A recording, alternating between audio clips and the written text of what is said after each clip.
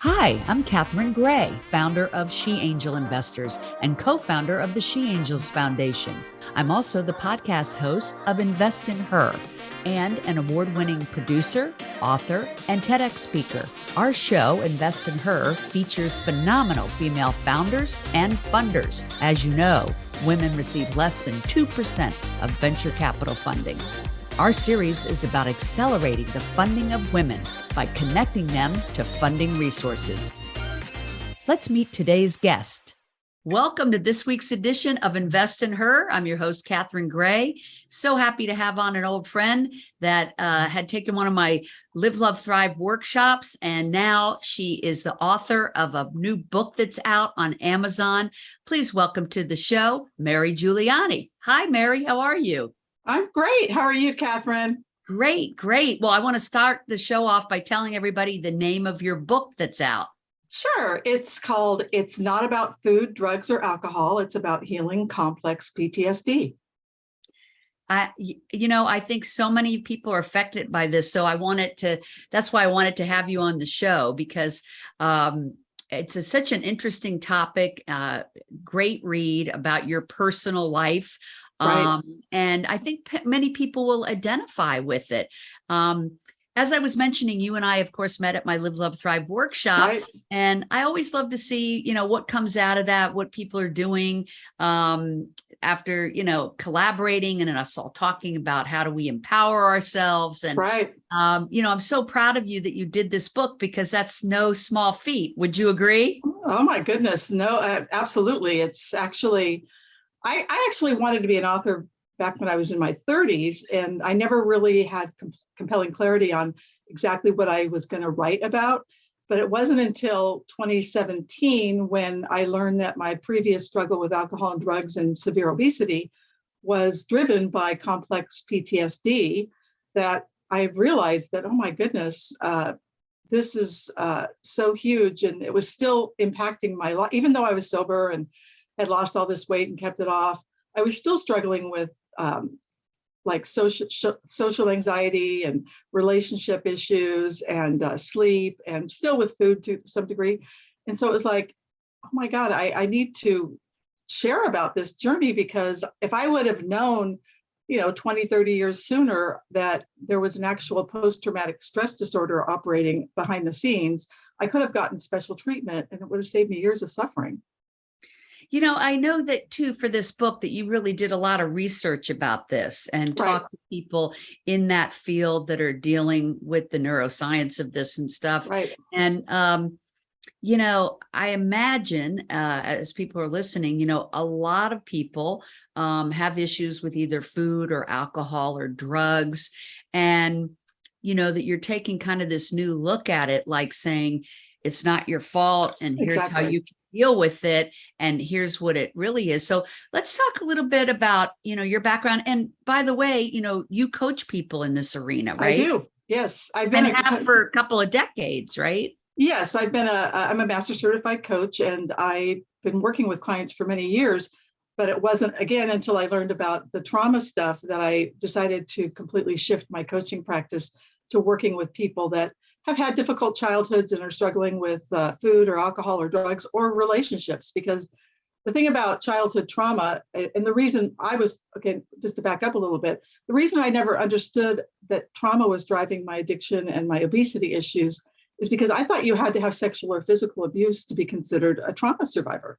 And my trauma was being raised in a crazy alcoholic home. So there was no sexual or physical abuse, but the neuroscience about childhood trauma is when any child is exposed to enough chronic toxic stress, which is being raised in that kind of an environment, your developing brain changes and adapts to the environment, which primes you to soothe yourself with food. Usually it's food in the beginning because it's the most available thing.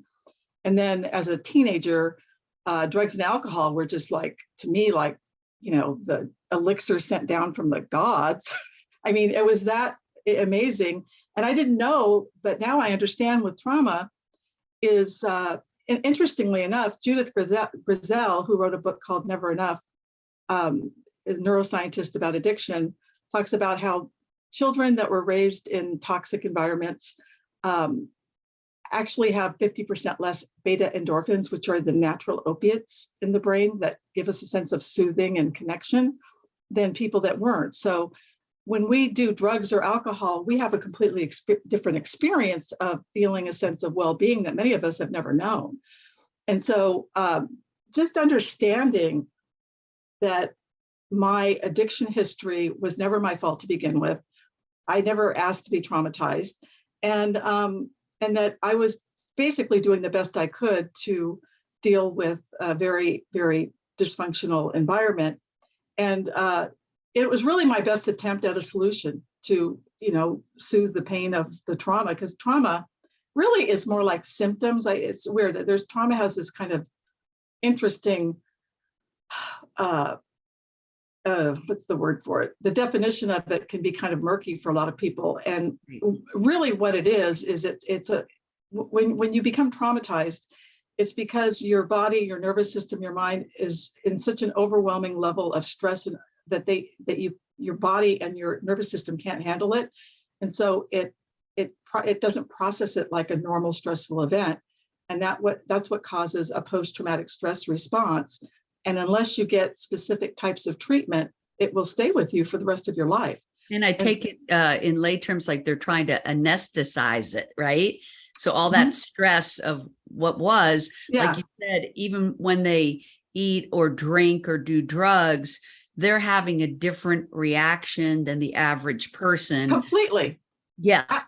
And that's the thing that's so sad for me and maddening, actually, is there's so much stigma and shame in our culture about addiction, because actually 50% of people think that addiction is a choice. And the fact is that when you're raised in an environment that changes your brain, body, and mind, in the beginning, addiction is an attempt to soothe the situation, the pain of the trauma. But then also with like alcohol and drug addiction, it becomes a brain disease as well. So then you're dealing with two issues. You're dealing with complex trauma plus the brain disease of addiction. Right. So your book explains all this, and I take it also helps people to overcome that. Absolutely. Yeah. And the good news is trauma is treatable and you can heal. And the other part about trauma is that it's so, there's this shame about having trauma because we're raised in a culture that really promotes pull yourself up by your bootstraps and you should be able to overcome anything. And, having the idea that you should be able to overcome trauma is like expecting a person with a traumatic brain injury to just get over it with the sheer power of their will. Of course, we would look, to medical science to help them, overcome that. But, I imagine, I don't know what percentage maybe you do of people that do come from homes where they experience trauma, like you're saying, not necessarily, although some people, sexual abuse or domestic, abuse, right. But maybe it is that their parents are alcoholic or drug addicts, right. various types of trauma, right? Well, you'd be surprised. The thing about it is that there's so much taboo about these subjects that most people don't talk about them, or they're in denial or minimize what happened to them growing up. But the reality is an amazing study called the Adverse Childhood Experiences Study found that, and plus it was a study done with the CDC and Kaiser Permanente, 23% of adults were raised with alcoholic or drug addicted parents. What was the percentage? 23%. 23%. So almost a quarter of the population. Yeah. And also almost 20% of girls and a little lower percentage were sexually molested as children. Yeah. I knew it was a high number, and it's awful. And then add to that people that have parents with mental illness. I mean, exactly. That's another one. Traumatizing, right? Yeah. And so the 10 ACE questions are basically to determine your level of trauma is, were you raised with an alcoholic or drug addicted parent? Did you have a parent with mental health issues? Did you witness your mother being beaten, or did you experience emotional abuse, like being made to feel like less than, or, just having a parent I think shaming. at this point, we're up to well over 50% of the population, right? Yeah, If you combine it yeah, all, yeah. sadly, yeah. So the point of it is, and then when you add in the LGBTQ plus population, here's another astounding fact, is that given the homophobia, it's like it's kind of structural homophobia in our culture. I was raised in the 60s and 70s. I discovered I was attracted to girls or women when I was like 14, 15. I was going to a Catholic high school at the time. Oh, And, wow. I had horrible shame about it, and didn't tell anybody. And so that's another level of trauma. And in fact, there's studies that I cite in my book that the LGBTQ population has 50% higher levels of mental health issues and alcohol and drug addiction issues. I mean, so here's the interesting fact about that, Mary. People that are anti-gay people will say, oh, they have mental illness because they're gay. And the bottom line is, no, they have it because of the way they're treated by society and by family, or, people in general. And so people have to remember that's the cause of it. Absolutely. It's like feeling, I mean, as human beings, we have the need to feel that we belong, that we're safe. And when we are chronically exposed to a sense of not feeling safe, our nervous system is in this state of, hypervigilance, and that's part of the whole trauma thing. So I didn't come out to my family for like 9 years after I discovered I was gay. And once I started dating a woman. For me, bravo to you. For me, I didn't come out till I was 40. Yeah. So you get it. Yeah. And the young people today don't understand that, for some people, it wasn't really an option in our time. And so the consequences were too great. Oh my God, yes. Today they have the freedom, not everybody, because there's a lot of people still prejudiced to their children, but not as much as when we were growing up. And so, to carry around that burden of not being able to honestly be yourself is such a burden that it absolutely, if only parents could understand that letting their kids be their authentic selves is what makes a happy kid, and they've got to be supportive of that. So, but yes, a lot of trauma comes out of not being able to be their authentic self. Absolutely. And, just recently I was on a cruise with my partner, Maria, and they asked us before the cruise, are you guys celebrating anything? And we were celebrating a 4-year anniversary. And so we've checked off that box. And the cruise was great about it. They had like little balloons and stuff in our room. But when it came time to acknowledge our same-sex partnership in the main public dining room during a dinner, I noticed feeling really, really uncomfortable, because we were seated with like 6 other people that were all straight. And I knew they were from typically very conservative states, like in the South. And the whole dinner, I noticed I was just uptight. And it made me realize that I'm still carrying my own internalized homophobia, even though I probably never see these people again. And what's interesting about it, once the servers came with our little cake to sing happy anniversary to us, the couples automatically looked at each other thinking it had to be been one of them, because it couldn't be us. You know what I mean? Right. And then finally, when they put it in front of us, the women were all like, oh, how congratulations. The men didn't say anything. So how did it feel, when the women acknowledged it and the men didn't? I guess that was kind of uncomfortable. Yeah, I mean, it just, it was hard to know what to feel. I mean. And how do you deal with that now differently than you used to before you had these tools that might be helpful to somebody? Sure. Well, like now, first of all, I got curious afterwards, just to kind of like how I didn't realize how I still had so much internalized homophobia and discomfort with it. I mean, before I probably wouldn't have even come out about or allowed them to do the thing at the dinner table in public. But wait a minute. You said you're internalized homophobia, but is it, Yeah. or is it just like sometimes I forget how uncomfortable people can be? Like my wife and I'll be walking down the street holding hands, and I'll notice like a kind of glaring look or something. Right. And I don't think it's my homophobia. I think it's just being aware Right. of other people's homophobia, right? Right. That's true. Yeah. I mean, so, now what I do know is that the more I walk through my own discomfort about just being my authentic self, the easier it is. And thank God that, we've made so much progress, although of course there's always more to make. And I always try to just think, if they have a problem with it, well, that's their problem. Their problem, exactly. But even though we say that, it does feel sometimes uncomfortable if people aren't comfortable or they're judgy, but you try to just let it roll off your back, right? But I think your book can be great for somebody that, has had the trauma of, being disowned by their parents or, or being in this alcoholic environment, like you're talking about, growing up in that, any of these situations that cause trauma. Tell me the name of the book again, and what's that book show you a cover to them when they read it.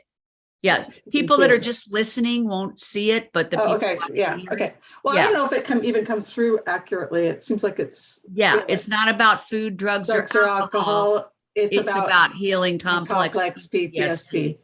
Yeah, and of course, letting people understand. Well, what does that mean? What do they have this trauma? And right. And in the book, I talk about, what the signs and symptoms of complex PTSD are, and also how to get into recovery with obesity, food, alcohol, drugs, and especially relationships. Because even if you don't have struggles with substances or food or whatever, part of the thing about childhood trauma is it's inherently relational trauma, because it happens in the context of post-family relationships. And so what happens is your nervous system gets wired to have a stress response when it's in close relationships, which causes, and there's all these triggers that get brought up. And so it's important to get into recovery with your relational trauma. So I get into that as well. And so the book is actually part memoir, part science-based research, and part workbook. So there's a whole workbook on how to identify if you have trauma, what types of therapies are most efficient and effective at healing. Also, if you struggle with food or alcohol or drugs or anything, I mean, those are just the most obvious addictions, but there's work addiction, there's screen time addiction, there's social media addiction, there's shopping, porn, all the different ways that we use to numb out. And the main thing I want people to get is you're not alone. It's not your fault. You're not bad or defective, and you can heal. And but you do need specific types of trauma-based therapies to heal. And so that's the main message I want to get out there, because if we don't, the problem with not understanding we're dealing with trauma is we tend to feel like we're broken or there's something horribly wrong with us because we keep on having the same problems and they don't get better. And the problem is talk therapy alone can't heal trauma, because it lives not just in the mind, but in the body and the nervous system and the visceral ways we react. And so we need more than just talk therapy or 12-step groups. So I go into all the different aspects of healing, and it was, profound and life-changing for me. Now I'm a lot more confident and comfortable in my relationships. I've literally, the reason I'm able to write this book is I have no more shame about my history of obesity and drug addiction, because I know it was never my fault. And, just letting go of the guilt and shame of how you coped or what you did to manage your symptoms is huge in and of itself. So. Well, I love that. I love that you took the time and energy and years of research to create this book that is going to be a godsend to so many people. And, typically on the show, I have resources of how founders can find funding and how women can invest and help each other. And I do believe what you just said is so important. If you are going to create a successful business and do your purpose on the planet, you have to have a healthy confidence, and having to have a book like this to work through people's traumas, to build confidence and believe in themselves and Right. believe what they're meant here to do on the planet is a very important resource. And so grateful to have you on and talk about the book. How do people find you, Mary, on social, your website? Right. And one last shout out for the book, which is available on Amazon. Amazon.com. It's available in ebook and in paperback. And say the name one more time. It's not about food, drugs, or alcohol. This is a proof copy of it. It's about healing complex PTSD. And it's by Mary Giuliani. Yes, and it's no relation, no. I was going to say no relation to Rudy. I wasn't even going to go there, but I know. At least people can pronounce my name now. Yeah. Anyway, my website is Mary Giuliani, GIULIANI.net. And I'm on Facebook, Mary G Coach, Instagram, Mary M Giuliani, YouTube, Mary Giuliani, and LinkedIn, Mary Giuliani. And one last thing is one of my favorite connections. I know, me too. Yeah. One last thing I did want to mention is it wasn't until I understood that all of my most difficult struggles in life are related to this unhealed trauma that my life purpose really came in for me about doing this work.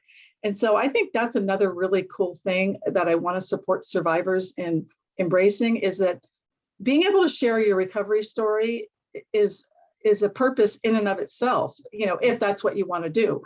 And so, to me, that's one of the greatest gifts of healing trauma, is sharing your story with others. So, and like you said, clearing the way to find and live your purpose. Exactly. Yeah. And you've been so critically important for me, Catherine, just doing your workshops and